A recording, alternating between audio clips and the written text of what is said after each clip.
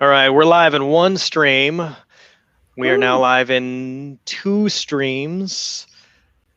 Three. All right, we're live on YouTube, Facebook, two different channels on Facebook, and on LinkedIn now. LinkedIn just got added. Lauren, did you know about that? Oh, awesome. I did not. Yes, That's so cool. we just got approval for live streaming on LinkedIn, and we'll get a few people tuned in. We'll give them a few seconds to figure out Awesome. that we're actually here, and Yes. and then We got, we'll get the party started. yeah, we got one. I think. All right, I'm gonna go ahead and we'll take us live. Hold on just a second.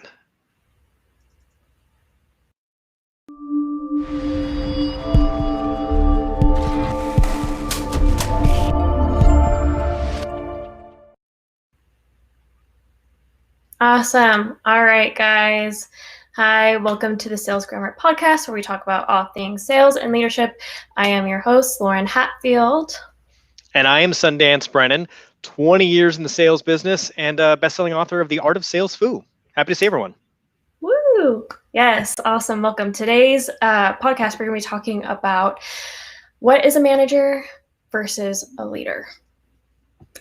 There's actually a huge difference. I don't know if any of you, especially like with your first job, maybe working in retail, or I know for me, I worked at a smoothie shop and I always had a really good manager, but I've heard from quite a few of my friends, their managers and their experience with their managers wasn't always a good one. So I did have a couple questions that I wanted to ask you, Sundance. Ooh, okay. Let's see. So, let's see. How do you decipher between a manager versus a leader? This is a good one. So I can tell you from personal experience that I have had both managers and leaders that I have worked with and for. And it is much easier to follow a leader than it is to follow a manager. And what I mean by that is, like, if you work for someone or with someone and they are just a manager, they're really just kind of putting out fires or handling like status quo, and they're just filling slots. And it's almost like multiple choice. Something happens, they look at a checklist and says, okay, if this happens, this is what I have to do. And really, they're just interchangeable. But a leader says, okay, there's a problem, and then they start to ask questions and they dig in and they figure out how do we stop this in the future, and what's it look like when this problem no longer exists, or how do we move past that. That's probably the first thing that pops into my mind when we talk about the difference between a manager and a leader, is that a manager just manages the problem, whereas a leader identifies it and figures out, hey, how do we get rid of this problem, get some whole, like, all kinds of new problems. Right. That's the fun stuff. Right. Yeah, no, I definitely agree with that. I also think leaders, they recognize that their success comes from their team's success. And also, a good leader would also take the blame if something were to go wrong with, let's say, like a huge project that you're working on, something doesn't go right. It's not so much, I mean, there's different situations that could, be the reason why the project didn't go well.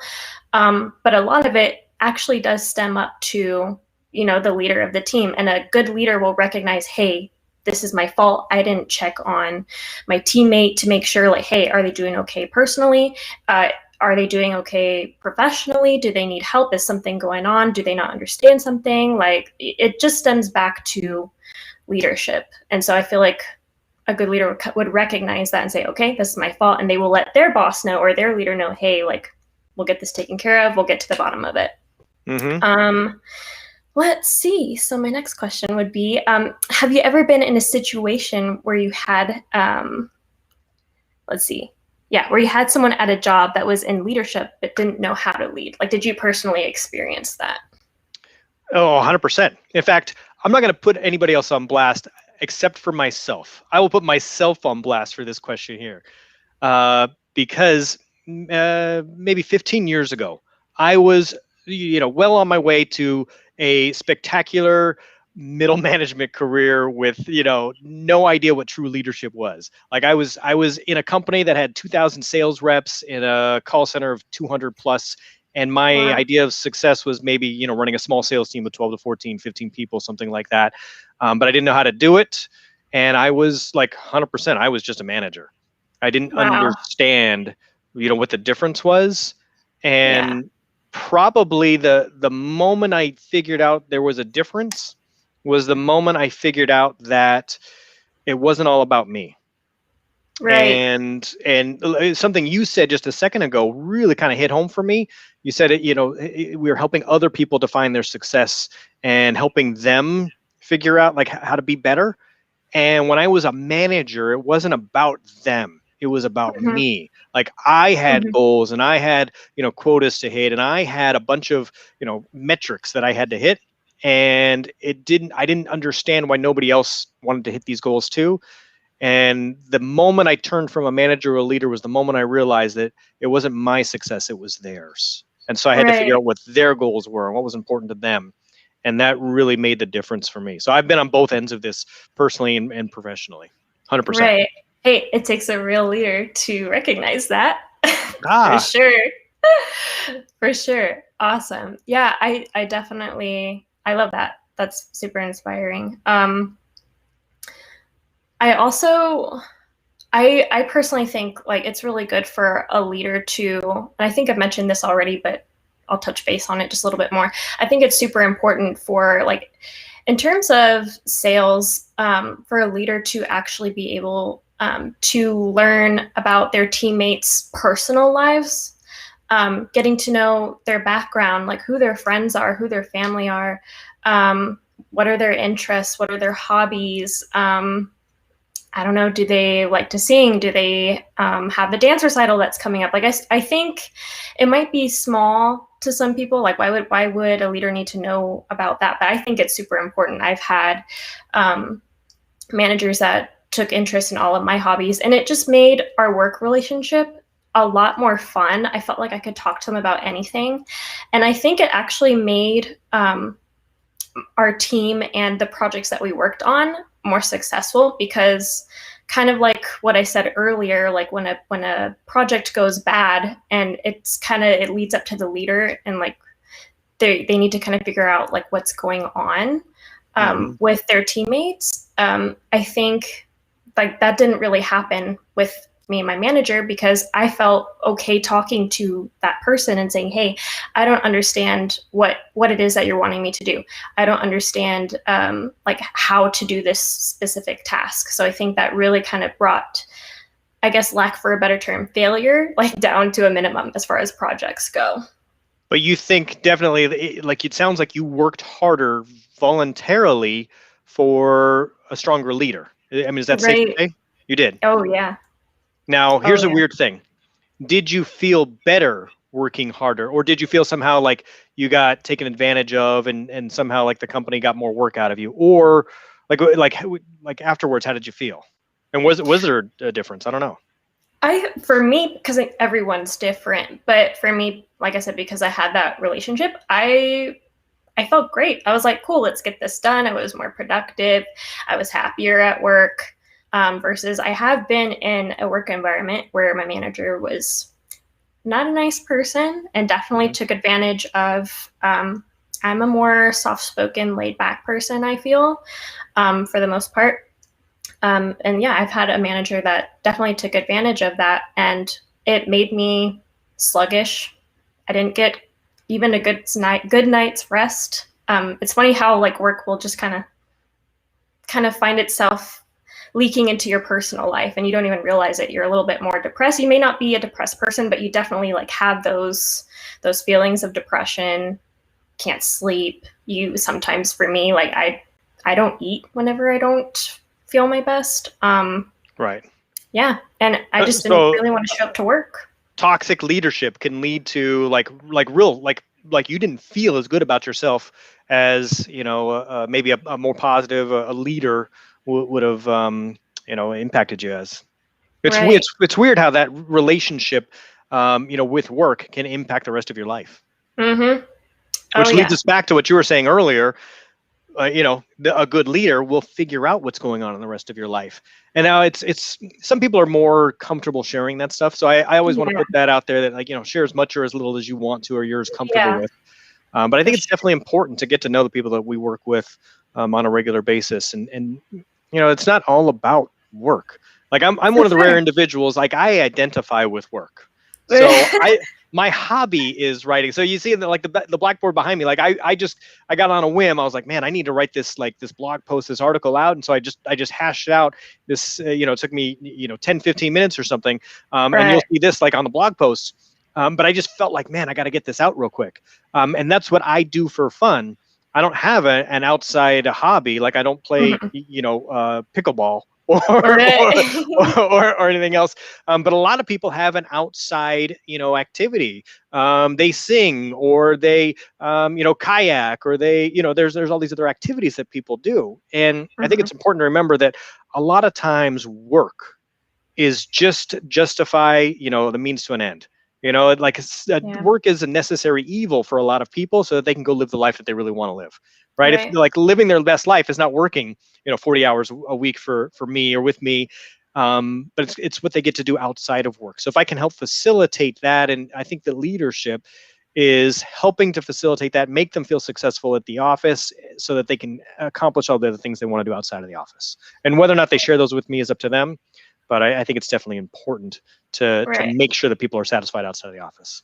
Right. And I definitely find that um, starting team events helps a lot, like team wellness events, whether it's like company wide, like where the company just sets it up for everybody and all the individual teams, or if, like if you are the leader yourself, like you set that up for your team Hmm. just because you want to, it's not company related. I think that would be a really good way to kind of, get to know everyone that's on your team on that personal level and establish that relationship, and establish that good work environment, Yeah, that very positive absolutely. work environment.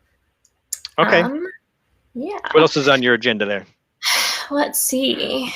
So, and if you guys who are watching this, if you haven't checked out the Sales Grammar website, there is a little blog section, and we do have a blog post about this topic. It's called Manager versus Leader. Definitely give it a check it out. Give it a look. Let's see here. So I'm just kind of referencing it. Let's see. So I would definitely say managers. So we talked, about the leaders. Let's talk about the managers now. So managers, I feel for the most part, they're very, and I'm not talking about you whenever you were in your little management phase, but I just feel Hmm. like in general, managers tend to be a little bit more self-centered. It's always about like, what about me? How do I look for my boss? How can I push myself forward? At least that's an experience that I know a few of my friends who are in corporate America and IT have had. It's always about like, how hard can I push my workers? Like, how much work can I give them so that I look better? And so it looks like I'm getting more and more work done. Although I know for one of my friends, he had that happen to him where his manager just kept giving him more and more and more work. And he had to kind of stop and tell him like, hey, like you're giving me all this work and yes, I can get it done, but it's not going to be correct. We're just going to have to go back and fix everything again. Hmm. And his manager was just like, I don't care. Just get it done. I need it done. My boss needs it done. So just get it done. Yeah. So I need to check mark a box. I need to hit exactly. this quota so that I don't get in trouble. Essentially, what Exactly. was that manager was saying. I think that's unfortunate. I've definitely seen that in my career, where leadership comes down to like that first level manager, Mhm. that runs in our business, a sales team, and they're usually responsible for 12 to 15 people, something along those lines. And there's usually, there's some kind of like flavor of the month. And that might have been like what your friend was experiencing. And like what I'm talking about, even though you've never even worked in my industry, but like leadership, like they have like, okay, this week we're working on these survey results. That's very common in our business, all kinds of sales. I don't care if you work retail or whatever. Like those people, even when you go to like fast food and they're like, hey, can you fill out this survey for me? Or you call like AT&T and they're like, okay, there's going to be a small survey after this call. That they're getting graded on that survey, and perhaps Right. that week they're working on their survey results. That's the flavor Mm-hmm. of the month or the week or whatever it is, right?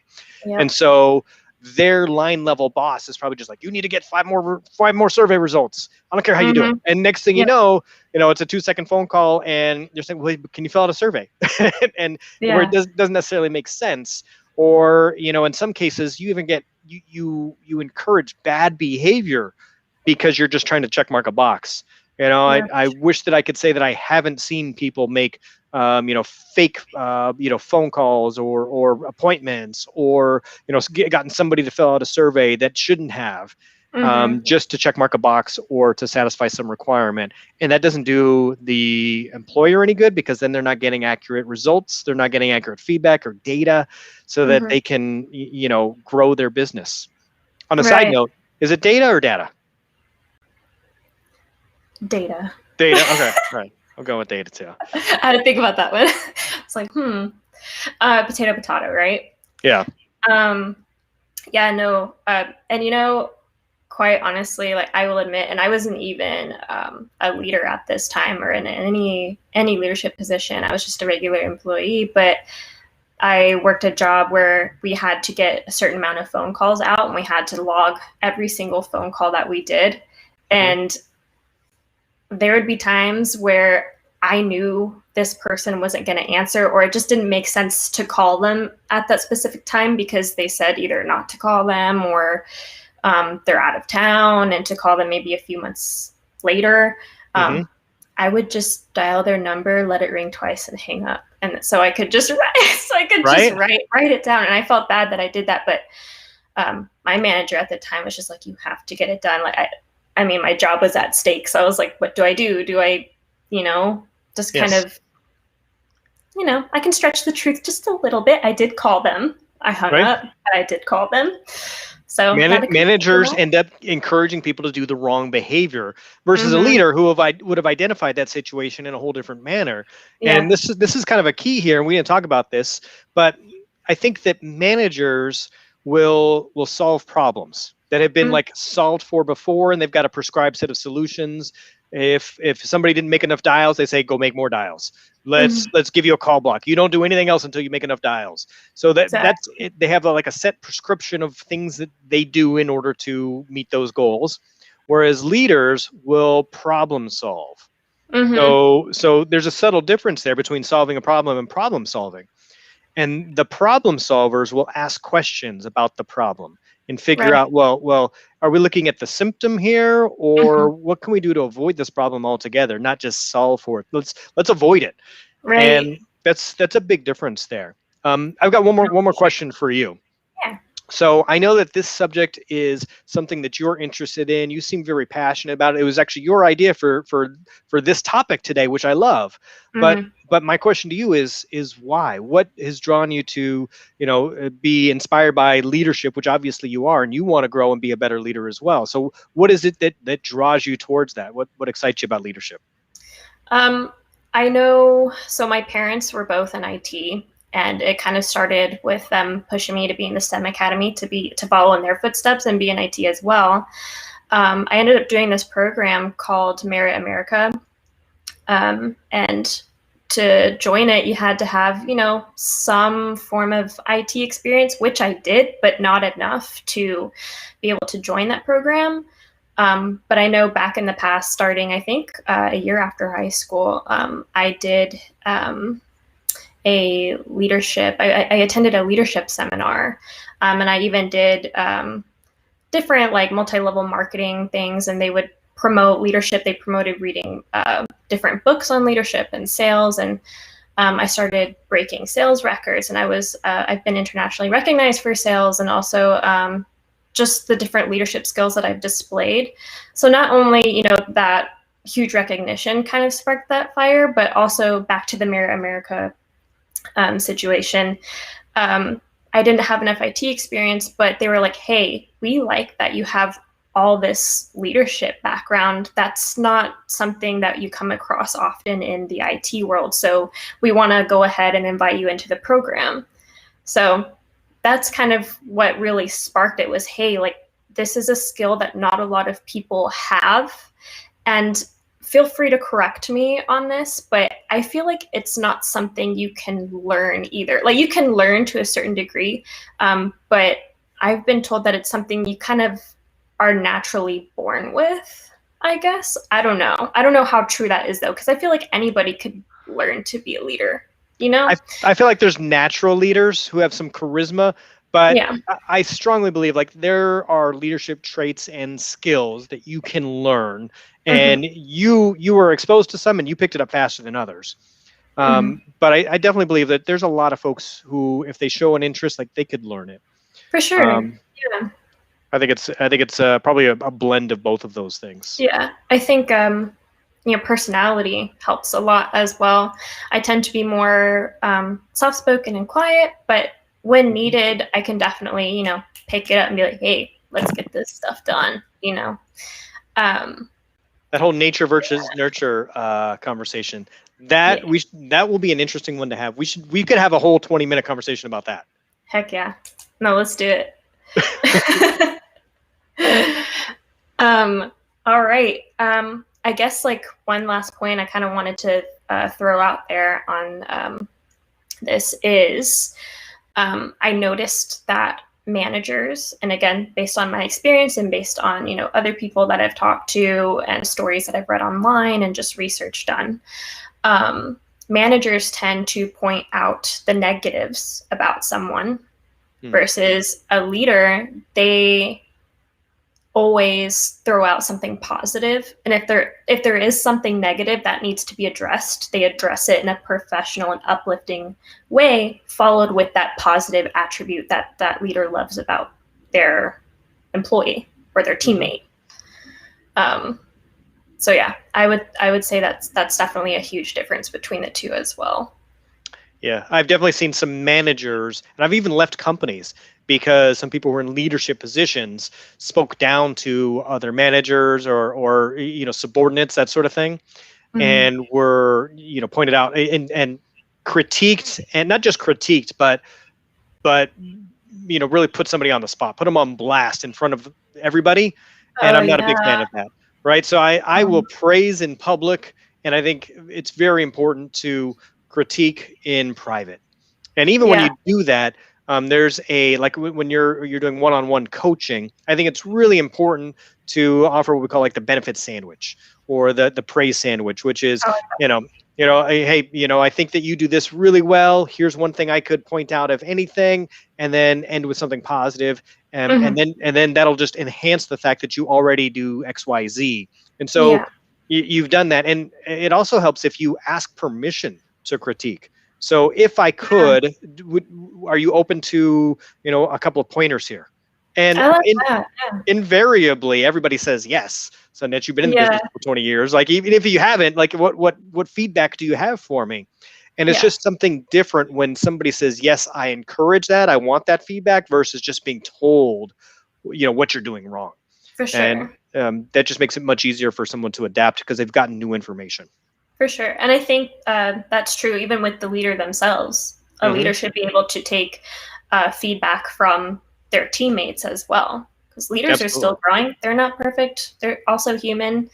And if anything, I wouldn't say they have more stress than, their teammates, but they definitely have a lot to think about. They're leading the team. They're carrying the team. So I definitely think it's super important for a leader's success to be able to attribute to what their teammates have to say as 100%. Far as critique goes. So I've been leading sales teams for 15 plus years, and I've made so many mistakes.